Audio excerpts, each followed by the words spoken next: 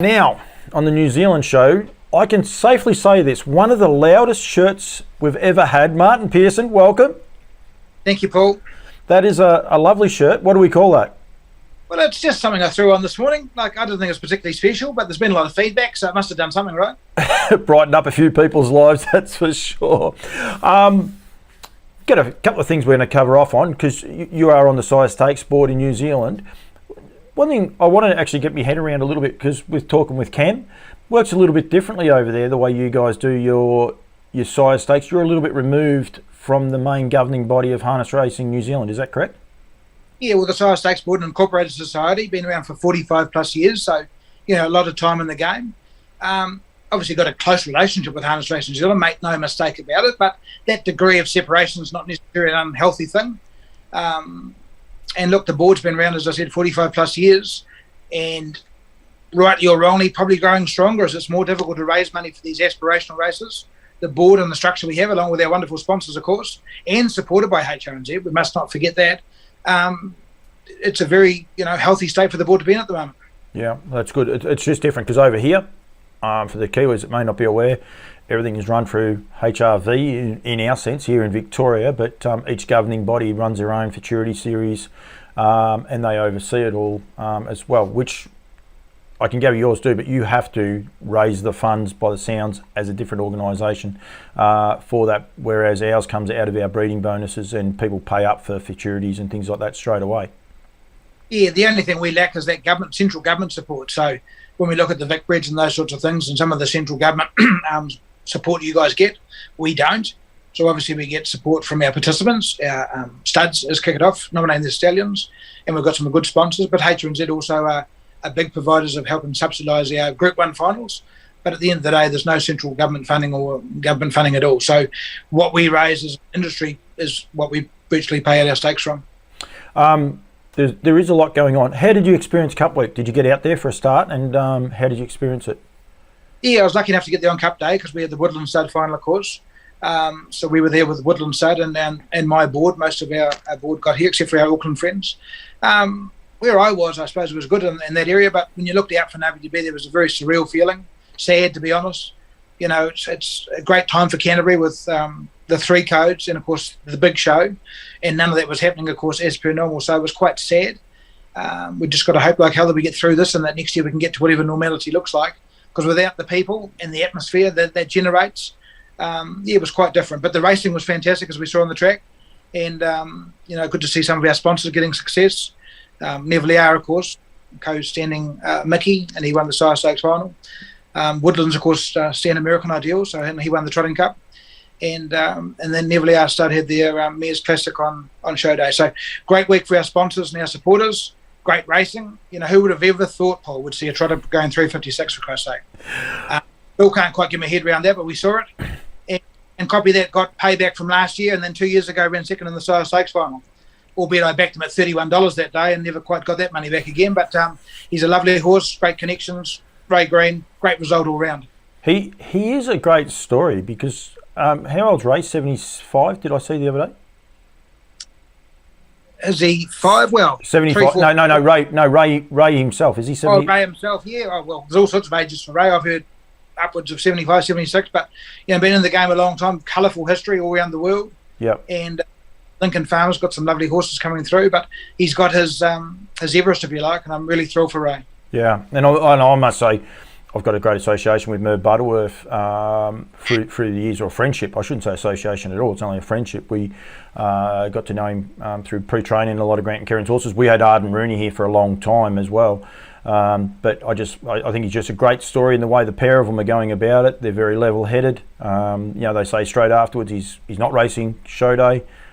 He won't be coming to Victoria. His main aim now is Western Australia, and they're very clear and concise with what they do with him, and I just think it's great for harness racing.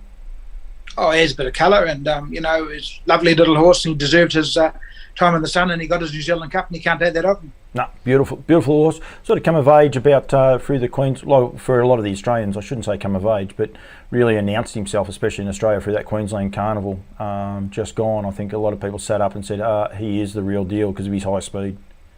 Oh, there's no doubt about it. And look, if he could get to the front of Menangle over a mile and he's in the right mood, you wouldn't know what he could run. No, spot on. That is key. Rightio, so we've got a couple of things we want to discuss on now, one of which falls into, it's Sire Stakes payments, but how next season's going to look as well, Martin. Yeah, well, I was just saying to you off here, but, with the change of dates, and we talked about that a little bit last time, and I'm sure Cam and those guys have spoken to you in more detail, but those dates are now locked in stone. From a Sire Stakes point of view, it's exciting. I'm taking payments now for rising 2-year-olds. So the horses that are current yearlings, of course, whether they come from the NZB yearling sales or the homebreds. And whereas previously they pay up on the 1st of December for races in, let's say, May next year, they're now paying up for races that will finish actually in New Zealand Cup week next year. So, for example, New Zealand Cup week next year for the Sire Stakes board. On Cup Day, we'll have our Colts and Goldings fun. And on Show Day, we'll have our fillies with Dunstan horse feeds and our trotters, of course, with Lone Star. So you're now paying up for a race that's, effectively 6 months later than what it would have normally fell. So whilst it hasn't been too busy yet because people have been experiencing Cup week in whatever capacity that is, I'm just feeling a bit of a groundswell that people have got the message. They're now paying up for horses that are going to be a lot later and more developed, and so I'm expecting our 2-year-old payments to be up. I'm also expecting the 2-year-old racing to be better next year because with them being more mature and a bit later, there should be more of them about. Bearing in mind there used to be 3-year-olds at Cup time, so that's the message. I can't sing it loudly enough. I was a strong advocate for the birthdays, on that basis. But if you miss this payment, that's okay. You can still come in next year on July the 1st for the 3-year-old series, which will be in May 2023. So you're getting many more bites of the cherry and giving every horse that opportunity to develop and fulfill its potential. Okay, one thing there very quickly. So if something's wrong with your horse right at the minute and you say it's not going to be around for 12 months, there can be any numerous things, an injury, paddock injury, whatever. You can miss this payment but still be eligible if you pay the 3-year-old payment in June. July, yeah, absolutely. So we foal, nominate, and then yearling sustain. They're the critical two. Then the 2- and 3-year-old payments become voluntary if you wish. If you miss the 2-year-old, you're still invited in for 3. Even if you miss the 3, we have races for other races like the Sophomore Classic or the Mares race on Show Day, the Neville race, for example. But you've got to pay the first 2 A's and the B payment, I call them. But, you can certainly come in. The other payment, of course, that's interesting for us now, and that's already been made for the 3-year-old fillies, rising 3-year-old fillies, the Neville series, which again used to be run and finishing in May, will now also finish on New Zealand Cup Day next year. So what an exciting time it is for the 3-year-old fillies. I've currently got the Dunstan Horse Feed Series being run. Now that's for 2-year-olds, but it's the 3-year-old division, just like the Woodland Series the other day. So this is their Sire Stakes Series. But if you're not on that at the moment, that's okay, because next year you've still got a Neville New Zealand Oaks, Northern Oaks, etc., etc. So many more opportunities for horses spread out over a longer period of time. It just can't be bad. It's just got to be good, Paul.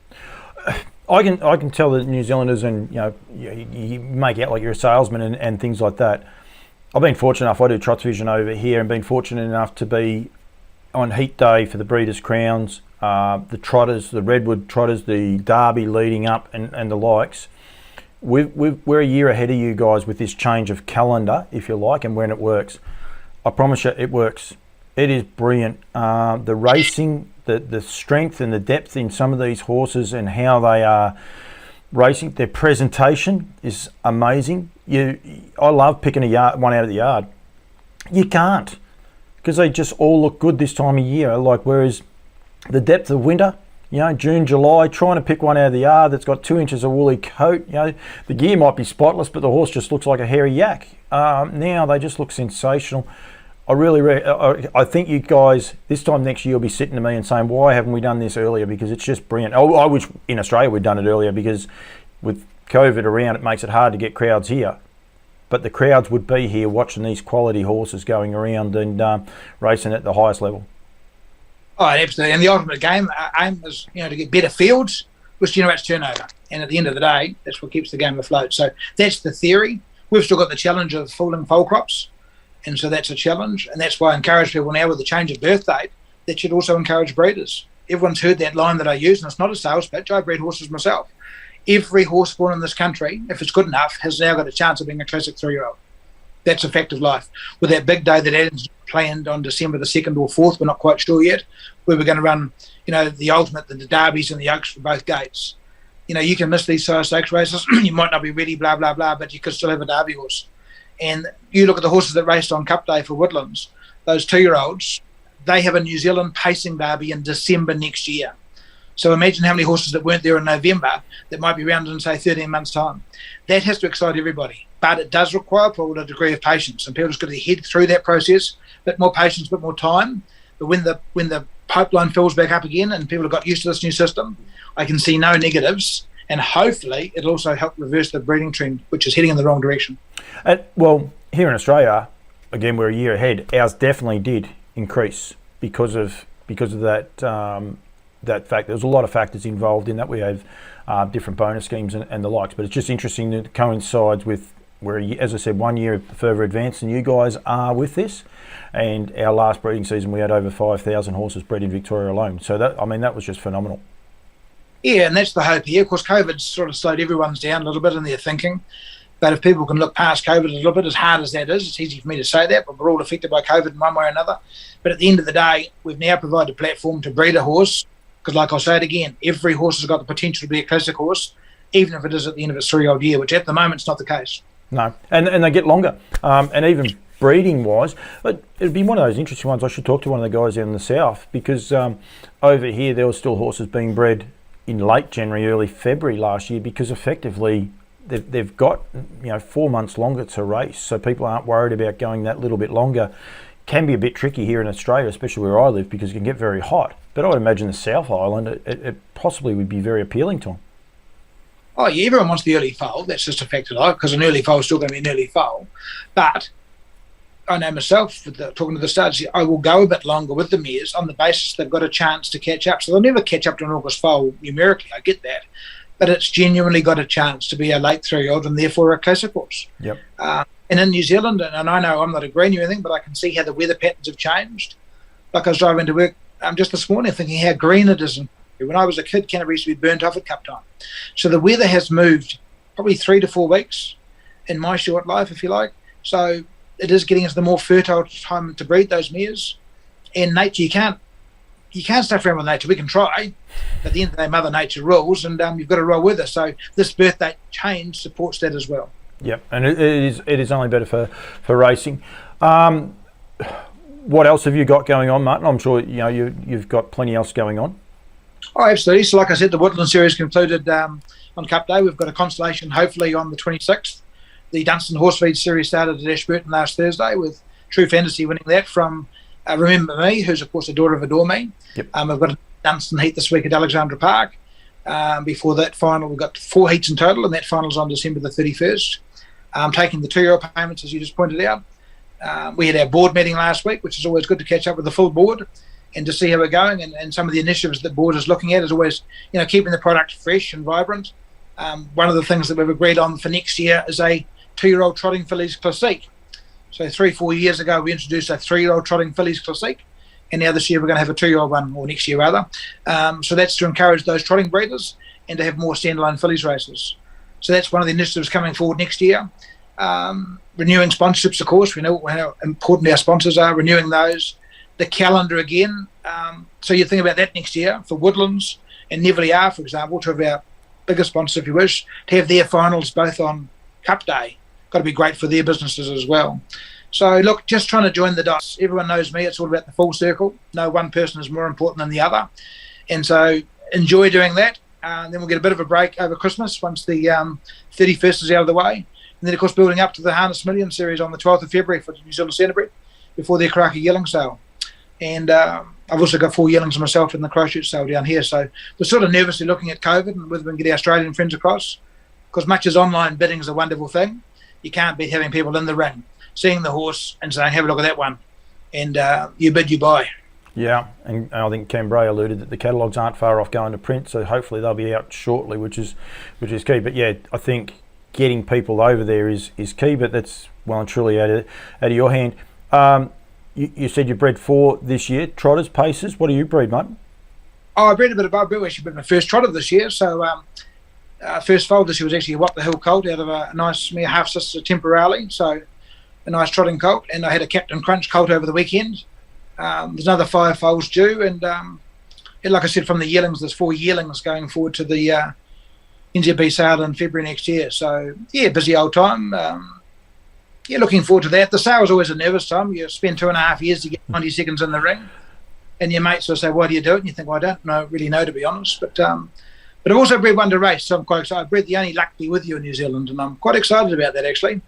It's a wee pet project I've got, and the mare had lovely colt, so that's one I'll keep, and I'm going to win the kindergarten stakes in 2023. So why did you breed one to race? Which is a good thing, especially in New Zealand, but why did you breed? I breed them all to race if I could afford it, but the reality is I can't, so you breed to sell, and invariably the money you get goes back into service fees. But I enjoy racing horses, so I had a nice Sun Beach mare, half-sister to Herrick Roosevelt, which we'd sold to Gary Hall and did a good job over there. And I picked out Luck Be With You on pedigree, and I thought it'd be a nice match. And she got in foal, frozen semen, and left a nice colt. And so it's one that wouldn't be commercial. Yep. The New Zealand buyers will not touch unproven size, so they certainly won't try a Luck Be With You. They wouldn't even know who he is, to be fair. So he's a nice colt, and I'll keep him to race, and we're going to aim him for the kindergarten. It's a wee way away. It's a long-term plan, but you've got to have plans. Got to have dreams. Like when you got up in the morning, I'm sure you dreamt that someone's going to say that's a lovely shirt. Oh, well, it is a lovely shirt, to be fair. Martin, thank you very much for joining me. Well done. I love your enthusiasm, and I love what New Zealand are doing and getting on board. I can promise the Kiwis watching it, once you get into this new season next year, you're going to really love it, especially from now on, and especially if COVID's gone, where you can start getting crowds to be able to attract new owners and things. And you've got to realise what I'm saying here in Australia, although we've had crowds for a week or two at Maryborough, they couldn't have got within 200 metres of the parade ring. The first they saw of the horses was when they were with 100 to go up the straight. So we're still similar to you guys. We've got small crowds, very small crowds, but hopefully that is changing very shortly. But it's not that part that makes it so much better. It's the racing product and then the flow on from that. No, thanks, Paul. And look, I'd like to thank you too. Like I watch as many of your broadcasts as I can. Been lucky enough to be spoken to a couple of times, but just the ability you have to support everybody. And I'm very much a one industry person like yourself. I wish we could be more collaborative between New Zealand and Australia. We've got a fairly small industry, to be fair, and if we could just join hands and work together, it'd be better for us all. So you're a strong part of that. And certainly I know there's a number of people down in this part of the world that would support their concept as well. So thank you for your support and the opportunity to come onto your show once in a while. No worries at all, Martin. Thank you. We could be very negative. We could highlight some of the things that have been said in the last week or two. I ain't about that. I'm about promoting this sport, and it's a great sport. So thank you very much. And I think you should get Cam Bray in one of those shirts. But thanks for joining me, Martin. Thanks, Paul. Bye-bye, mate.